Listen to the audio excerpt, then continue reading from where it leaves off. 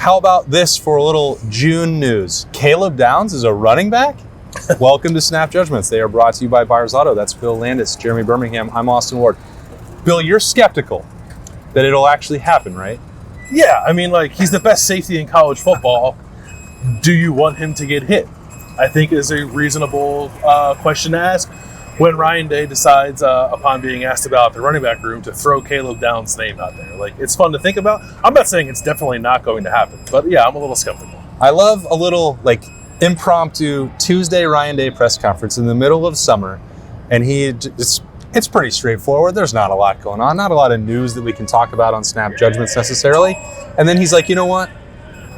Spice it up a little bit, Berm. Do you remember 2 years ago when Ohio State took a linebacker in the Michigan game and made him their lead running back in that game? Yeah. Things happen, okay? You have 4 running backs. He said, like, the unthinkable to me, which is, I think 4 running backs will get us fine through the season, which it has not worked that way. Yeah.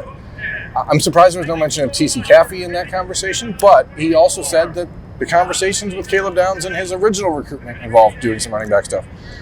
So in the second recruitment, the re-recruitment also involves some of that. I think let's start with punt returner, and then we'll go from there. But no, that's not going to happen unless it's chaos. I think it's going to happen. He's also would be really good. Let's be clear. He would be a player who would be competing with James Peoples and Sam Williams-Dixon as being the third best running back on this team. Yeah. I will say this before you make your point.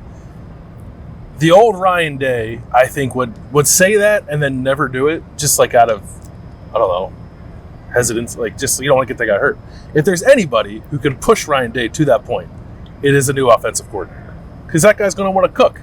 And that's a hell of an ingredient if you have Caleb Downs that can pull the ball in his hands. It might be the combination of both of those things. Having Caleb Downs and having Chip Kelly. And remember, I think we all blocked it out in March because, like, there's no way that this could happen. But Chip Kelly's walking up, like, practice, and he's like thinking about wanting to use him on offense in that first week, and we're just like, oh, haha, that's funny. That's how good Caleb Downs is as an athlete. And then Ryan's like, yeah, we pitched him an option in spring camp, and he looked pretty good doing it. It's weird we weren't there for that practice. That one we didn't see. I think he'll touch it 10 times on offense. I don't want to go overboard. He's an emergency option. He would be no higher than 5th, depending on whatever they would do with T.C. Caffey in the situation where they got decimated by injury. But I think they're going to put in that package and use it. I'm skeptical, so I'm going to sound like I'm talking out both. I am talking out both sides of my mouth. I think your scenario is probably more likely than 0. Okay. Yeah. I don't know. I accept They're going to do it. They're going to do it. They'll do it. I changed my mind. Oh, wow. I changed my mind. They're going to do it. Last week I took that big L on Jeremiah Smith. Today they're going to do it. They're going to throwing up the dub. They'll do it. All right. What are snap judgments for, if not changing your mind quickly? Yeah. That's a great point. Nice job, Bill. Thank you. You did Nice it. job, Austin. Congratulations on the win. But you're still both wrong. That's not going to happen. You're still just digging your feet in on punt return. I think that Caleb Downs, and I've said this before, like if he would have focused on being a running back, he would have been one of the best running backs in the country. He is that good at football. But you have Quinshon Judkins and Travion Henderson, and you have 2 guys that are behind them in James Peoples and Sam Williams-Dixon, that provided there's no rush of injuries, those guys need to get the carries, because guess what happens after this season? Quinshon Judkins and Travion Henderson are gone.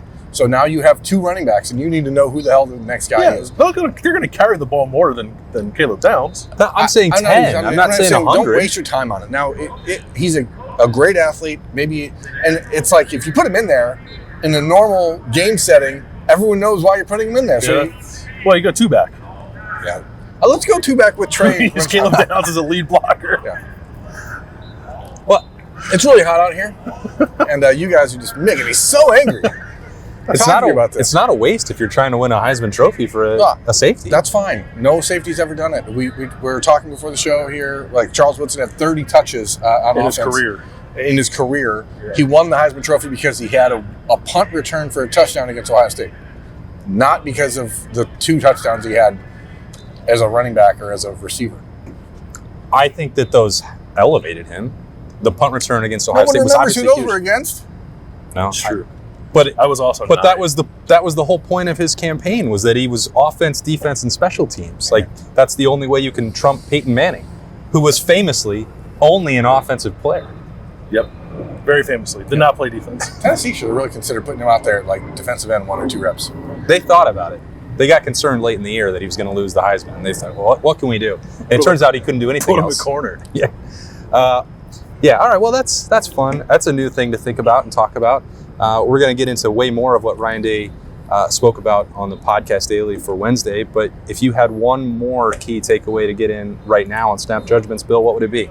I think it would be the offensive line conversation that you asked about. Like, you asked about Josh Fryer specifically, which I think is sort of like It tells you where they're going to go. He's the inflection point. Yeah, thank you. Because there was a lot of talk about playing him at guard. Again, like, we never saw that, but apparently it did happen. But it felt, to me, I think quite obviously, that they were going to stick with him at right tackle. And I actually didn't realize this. I was looking this up as I was pre-writing some stuff for Rivals.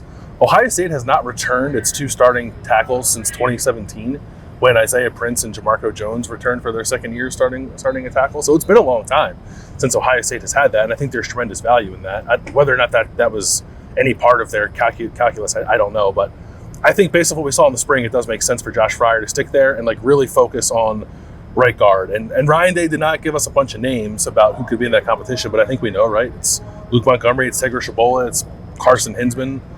Maybe Austin Saraval throws his hat into there based off some of the stuff we heard about him in the spring. But I think if you can like have 4 of those spots locked down and like really ratchet up the competition at right guard, I think that's good. Did it not count when they played 4 tackles? It did not count. No, Okay. no. I'm not counting that. Yeah, all right. You shouldn't. Berm? I don't want to talk about recruiting. Bob Miller, Ontario wide receiver, got offered today by Ohio State. This is Snap Judgments presented by Buyers Auto. We can talk about anything we want. There's things happening all around here. There are. There's a camp right there. There's a camp going on right now, 7-on-7, where Justin Hill is here, Damian Shanklin is here, so good players. But really, it's about local guys right now for Ohio State. Today, Jake Cook announced his decommitment from Louisville. Nothing has been official as far as his Ohio State plans or what Ohio State's plans are for him. But I think you can read between the lines. I think the tea leaves are pretty So, robust. Seems like things are happening there. And then, again, Bob Miller from Ontario, 6'4", 180 pounds, ran a 4.44 today, ran almost 23 miles an hour last week at camp, made one remarkable catch early in the day on the 7-on-7, and Brian Hartline pulled him off the field and said, "You got an offer from Ohio State." Is that really how it happened? in the middle of a 7-on-7? Isn't that like an actual competition? Like in the middle of the game. That's funny. So that's, he's going to either be here this weekend for an official visit or maybe go to Boston College for his official visit, which was scheduled there anyway. But it seems like Ohio State has decided that he's going to be one of the wide receivers in this class. And now you have Phillip Bell, who picked up a couple of crystal ball / RPM / whatever predictions for Ohio State on Monday. You have him, DeCorian Moore, and Vernell Brown. And if you pencil Bob Miller, he goes by BP, so I'm going to call him BP from now on because it sounds more easy to say. If you pencil BP in, now there's one spot left, really, unless they decide to take 5 receivers in this class, which seems unlikely. I was going to make an uncouth joke about oil spills and covering a lot of ground, but I won't do that. It's too late. It's out there now. Fill it in. AI is going to make that joke for you now. All the pieces are out there. And it's just, BP, I get it. Yeah. you got it. Oh, he's there. You got it. Bold predictions. Yeah. Here's a bold prediction. He'll end up in Ohio State's recruiting class in the near future. And Jake Cook. And Jake Cook, I think, will also end up in Ohio State's recruiting class in the near future. Okay. Although, again, if he's been offered, it hasn't been officially announced yet, so we'll see. But I don't think either Louisville said, you need to decommit because we're tired of you giving eyes to Ohio State, or he decided I should probably just move on.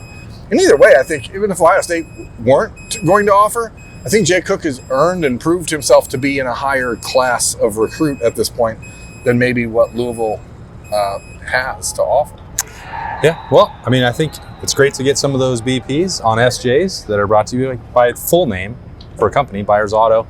It's a hot one at the Super Woody. hot. I'm sweating my off. But it was enjoyable to double dip a little bit, having Ryan Day give us an update. We're going to get into a lot more of that on Wednesday morning on the Podcast Daily, but thank you for joining us right here on a Tuesday afternoon for some Snap EJs. They are brought to you by Buyers Auto. It's a great place to buy a new or used auto. That's Bill Landis, Jeremy Birmingham. I'm Austin Ward. We'll talk to you tomorrow.